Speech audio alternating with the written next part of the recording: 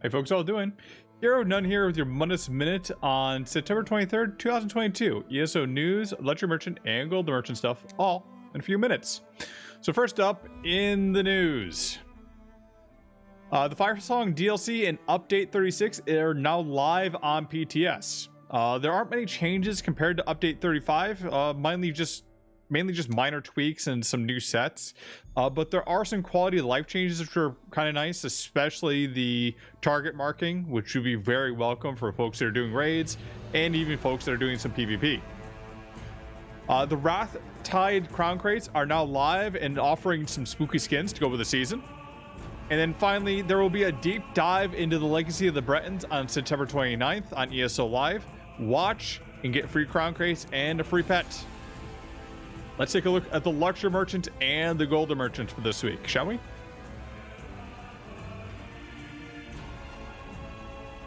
There we are. So first up in the Luxury Merchant, well, we have a few items here. Daedric Chandelier, a chest sealed, Daedric drinking bowl, a sconce, Skull Throne, Daedric Urns, Deadlands Brazier, Tapestry of the Fallen Incarnate, for the Brute, and the Warseeker. So yeah, a bunch of Daedric stuff here. Interesting thing with this spiked one, it looks kind of interesting if you flip this upside down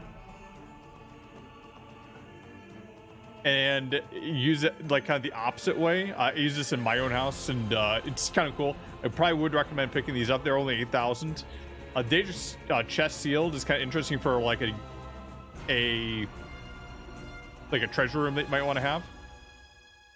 Rest of the stuff pretty normal. The Daedric throne skulls I would probably not even bother with. You could probably find a slightly variation on the server that's much cheaper. There's like a version of this without the skulls. It was like people bought it for like a gold each, and then it flooded the market here, so I probably won't even bother with that. The urn,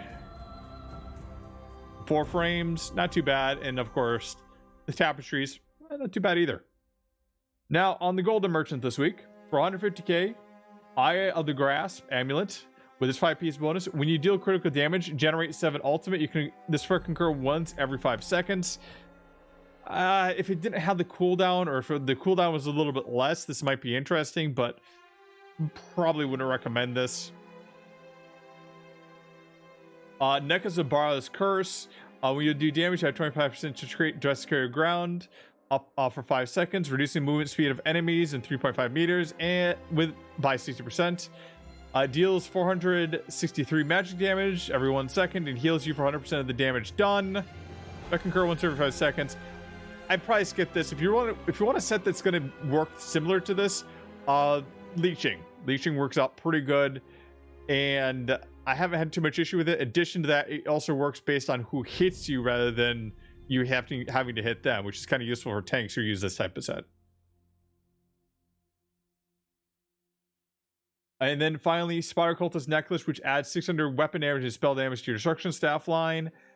I don't use this, but if you really wanted to use this, I believe there is a I don't know this. I got to remember this for certain, but I believe there's a set similar to this inside of Dragonstar Arena that works very similar to this.